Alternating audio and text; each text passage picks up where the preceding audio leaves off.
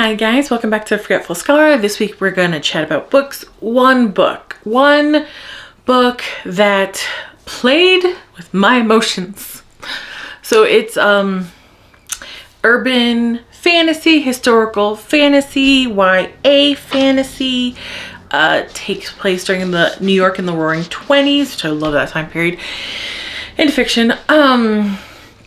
It is The Diviners Book 1 by Libba or Bray. Bray. Yeah, Libby Bray, not Libby Bra. Sorry, Bray. Okay. Yeah, going on a great start. Lovely. Okay. So in the end, I gave this 3 stars, right? And the thing is, cue dog scratching at the carpet. The thing is, the first third had me. I loved it. I was in it. I couldn't get enough of it. I didn't want to stop. But then it just petered off after that. Like Okay, so I did give it 3 stars because individually the pieces were there. You know what I mean? And I think for a different reader, they probably really love this book, and I get why someone would love this book. Like it's not even a question, you know what I mean? But man, okay, so so there's so many POVs in this book, right? Sometimes they're just throwaway POVs, you know, murder victim POVs, things like that. And I will say, not spoiler, but this book is about 500 pages, 468 pages, and it was published 2013. So there will be spoilers, okay? And okay, so Evie. I freaking love Evie, okay? She is in my top 20 female literary characters. And Memphis, I love Memphis. He's in my top 20 male literary characters. That's how much I like them. And this author does a great job with characters, right? It's just the rest of it, I just and it could be just not my thing, you know? This is my opinion, so it's subjective, you know. You guys know the drill, right? Yeah, okay, all right. So, oh man, Evie is 17. We open on her. When she touches objects, she can a touch telepath, I guess, because when she touches an object, she could like read secrets from that person. So like she's a flapper, go girl, and they're in a speakeasy in Ohio, and she touches, I forget what it was, a watch or something of this guy that's kind of hitting on her, but like she knows he's engaged, but everybody knows he's engaged to that woman for money, you know what I mean? And he sees that he got a hotel maid pregnant, you know what I mean? And you know, she's like, and she's drunk, by the way. And she's like, you cad, you know, and she tells everybody at the party there's a big issue. She has to be sent to her uncle in New York because the cad's father, is her father's boss. And in like 5 pages, we get who Evie is, right? She's not just this good time girl, okay? Her older brother, James, died in the war, World War I, and her family was devastated. So she's very much an emotionally neglected young woman who's running away from her grief, right? I got it. I love it. I love you, Evie. I got it. I'm here for you, okay? And then Memphis, he is New York born and raised. He is African American. He does have some Taino blood, which I thought was really fun that was mentioned. Taino is a tribe of natives in the Caribbean, mostly Puerto Rico and Dominican Republic. You don't really hear, they're not really mentioned in a lot of books that I read. So when I read that, I was like, oh, that's so cool, you know?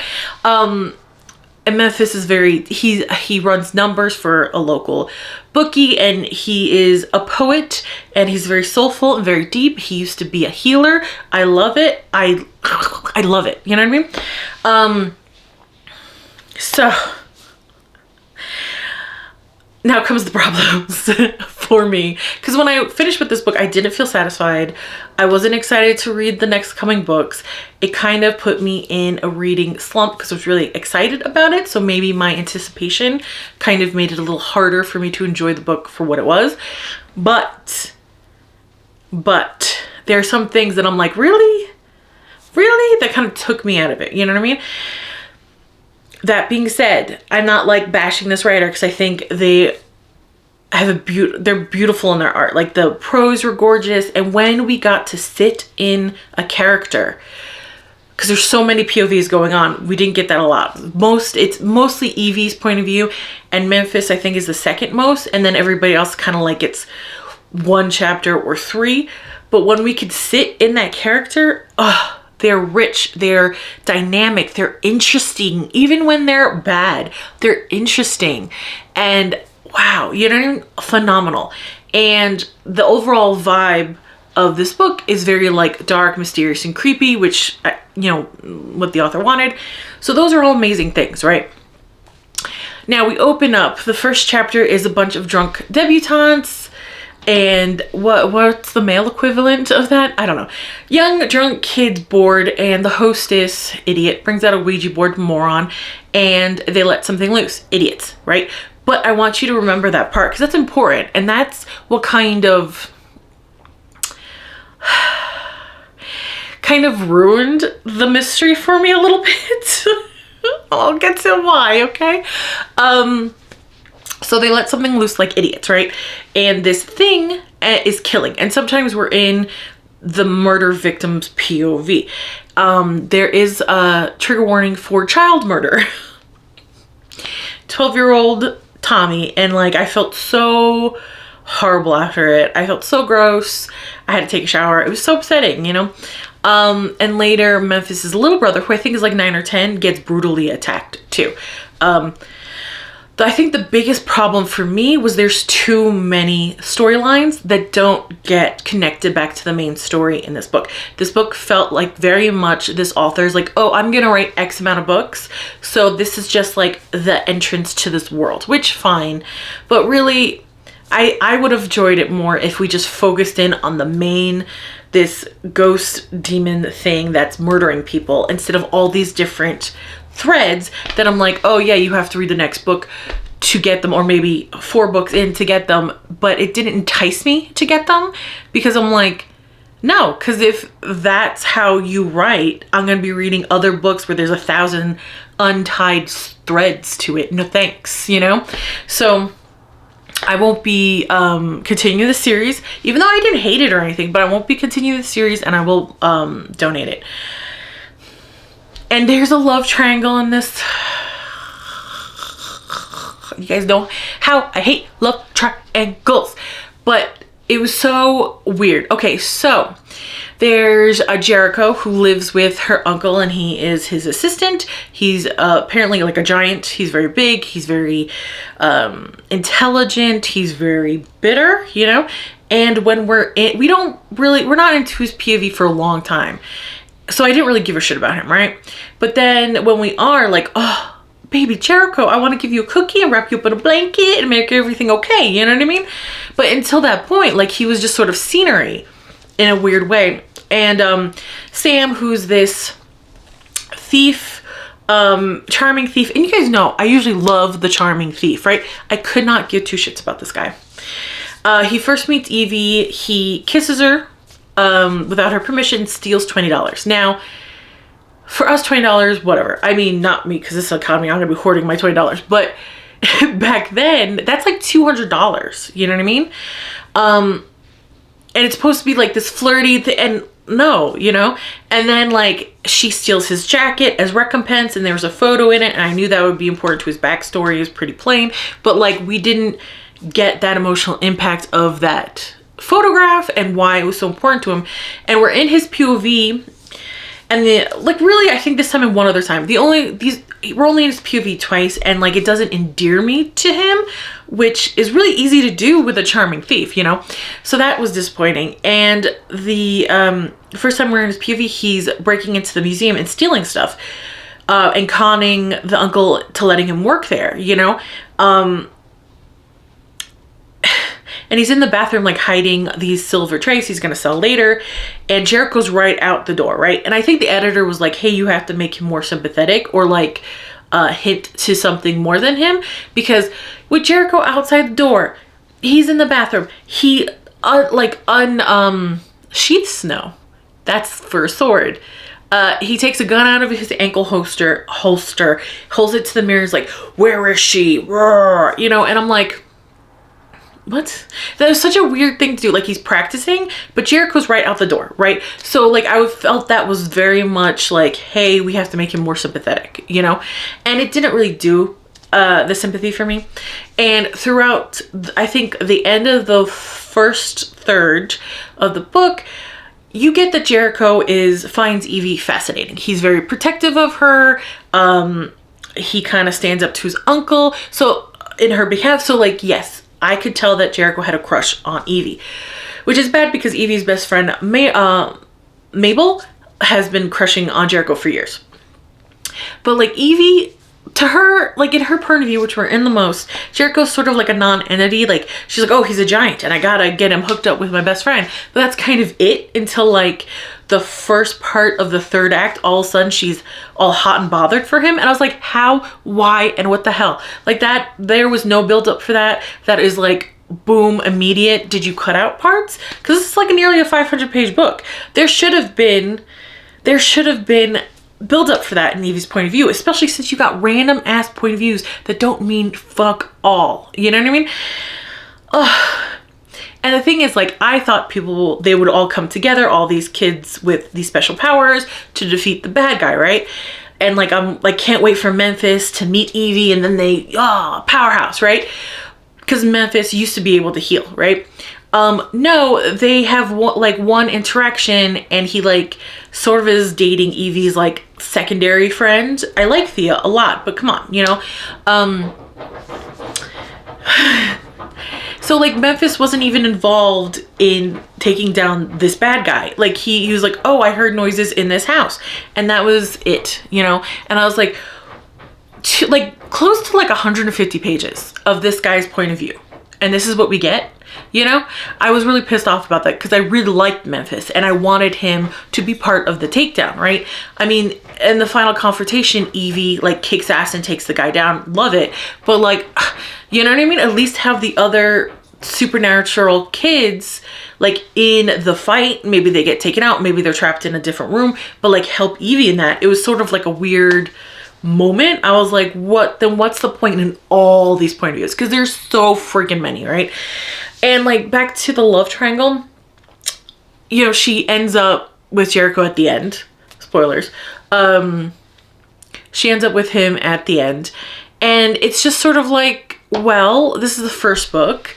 They end up together at the end. Given like the heaviness of this world, only like two things can happen. Jericho turns evil, or is evil, or he dies. You know what I mean? Like, so I was like, this is definitely spoiler. Okay, yeah. Jericho dies. Okay, spoiler over. So like, it's so obvious that that's what's gonna happen. And I'm like, and that she's gonna end up with Sam, who right now, you know, I don't particularly care for. Don't give a shit about his backstory. Don't give a shit about any of it. I don't think they have a fun rapport. And because of this, and like, they're very immature. So like, when immature love triangles happen like this, it always feels like the girl loses agency, right? She's with Jericho. Sam is going to continue to hit on her in this next book, I'm sure, because it's going to be like, oh yeah, I want you. I don't care if you're happy with the other guy. I'm better for you than him. So I'm going to keep hitting on you and steal you away because, oh yeah, because like, oh, she's just a thing. You know what I mean? So that's what, and yeah, I haven't read the second book. I don't know if that's what happens, but that always feels what happens in these type of love triangles with these type of personality types, right? Now the bad guy. At first I was like, ooh, creepy, chaos. I enjoy it. What is he, like a serial killer? Ghost of a serial killer that came back. Ooh. But then the author tried to make him like, no, he had this all planned out as a cult leader. Ooh. And I'm like, what? He had like the house as a trap. He's like doing the ceremony to end the world, which I'll get to how annoying that was in a second. And we're supposed to believe he's like the Machiavellian of crime, like the Sherlock of murder. He had everything planned out, blah. And I'm like, he got released by a couple of drunk teenagers playing with the Ouija board because they're bored. That is not Sherlock of crime. That is like a random... I was more invested when it felt like a random chaotic moment that like a demon or a serial killer ghost took advantage of, and now he's running rampant, continue to do what he was doing, murdering people. Not this, cult at the end of the world, blah, because that's... You obviously planned this book out to be multiple in a series. The first book should not be the end of the world, because like it just made it feel so cheesy. It did. Made him feel so cheesy because he has all these puzzles and traps set up, yet drunk debutantes are the reason he's there. That can't be planned. That's not him being a puppet master. You know what I mean? So it made it feel so ridiculous, because when he was, or at least when we didn't, like before he decided like, cult leader, mastermind bullshit, I was more freaked out because it felt like such a chaotic, how are they ever going to figure this out? This is going to be such good book, like, ooh, this is so creepy. And then boom, it just felt so stupid, so lame. And it's like, you're writing this book as obviously first in the series. You're gonna do End of the World first, then who gives a shit about the second book? Is there gonna be another End of the World? Is this like Buffy or Angel? There's an End of the World every Tuesday? Like, come on, that's boring as shit. Like, if it was just a serial killer that they had to stop, fun. And then all these point of views and all these kids aren't together in this book. Like, they don't come together. Memphis doesn't become part of the group and help out. There's a random half Asian girl who apparently sees ghosts, and we only get... Evie sees her in a restaurant, has a dream about her, and then we only get her at the end of the book. And I was like, what? Like, not even part of the book, but like the epilogue part of the book. And I'm like, what the hell? That is fascinating. Give me her. Give me more of her. I want to know, And then this is very paranormal. And then all of a sudden Jericho was like this world's version of Captain America with the experiments. We're supposed to be shocked that the uncle is part of these horrible experiments. I don't remember what they were called. It's like Project Renee or something. No. R.I.P. Project Renee. But it was just like, obviously... The only living subject that this was successful for, the government's not going to let him just go with anybody. The fact that he's with the uncle, I already got that he was part of this horrible project. Like, we didn't need it spelled out in the end. Right? Readers are smarter than that. We got it. You know what I mean? Even if someone didn't get that, when it's revealed later on, shock. But it should be later on in the books, especially since, obviously... This book was made to be first in the series, which is weird because, book series aren't guaranteed, So I felt like this was odd to me that there were so many unimportant, go nowhere plot points that didn't go back to the original murder. And I was like, I was getting annoyed. I was like, I just read 20 pages of bullshit. What's happening? Come on. This is important. I don't give a shit. If you want to do this in the second book. Doing it right now is just annoying because it has nothing to do, you know what I mean? Like, Moses' younger brother, Isaiah, sorry. He has prophetic dreams. And because Memphis and Isaiah aren't part of the main group, what does that help? What does that help? What does that do? And then all of a sudden, this second, third tier character, Blind Bill, for the first 2/3 of the book, he was just this helpful blind guy, But no, he's super evil. And he tries, we're in his point of view, we get his backstory, whatever. And then he's part of Project, I'm just going to keep calling it Project Renee, because I honestly don't remember what it was called. And then he's like, tries to take Isaiah's life force so he could have power. And nearly kills Isaiah, right? And we're in his point of view the whole time, and I was bored shitless because the murder victims throughout this book, we get their POV, but not Naughty John's until I'll tell you about that. I'll rant about that too. I think it would have been more scary if we were in Isaiah's point of view when this was happening, or Memphis, because he was looking for Isaiah, you know, and then just got a hint of maybe Blind Bill did it, like maybe Memphis hears Blind Bill's cane because he's blind, you know, or something like that to lead up. I just felt it wasn't suspenseful. It was just like, where the hell did this come from, right? And then all of a sudden, Naughty John decides to frame the uncle for the murders. Okay, whatever. And he has like a buckle from the first murder, buckle of a shoe from the first murder, and one of the last murders, who was someone that helped him out when he was alive, he had her write out a note, you know, and then killed her. And then he like apparently can phase through stuff. Okay, fine, he's a ghost, but like he could phase physical things as well. And I was like, what is he, Danny Phantom? Like what the freak just happened right now? And like he plants it, but in the book he kills the woman after he planted. Like he planted it first, then kills the woman and gets the note. But like the timeline was weird, right? And there was some POVs of like when the murderer was alive, he took over this house, and we get the POV of the house owner, and I was like, I don't care. Like, this is boring. And like, I usually love that shit, but this was boring because I was confused at first because they don't have a definite like, oh, this was 50 years ago, law. They don't have a definite of that, you know what I mean? So it was just this random, I was like, what the hell? And then it comes up later, you know, I was like, we didn't need that. We didn't need that at all, because Evie finds the woman who owned the house where Naughty John was killing everybody. She finds her diaries, and the diaries were creepy enough, right? We didn't need that. It was confusing. They were so, and then, like, I'm reading it, I'm like, yeah, okay, another nonsense chapter. That's what I was thinking about. Another nonsense chapter. It's nothing to do with the main story. That's not gonna help at all at the end of the book. Who cares? You know what I mean? And that at least helped a little bit with the end of the book, but the diary does the same thing. And I felt the diary was creepier, you know what I mean?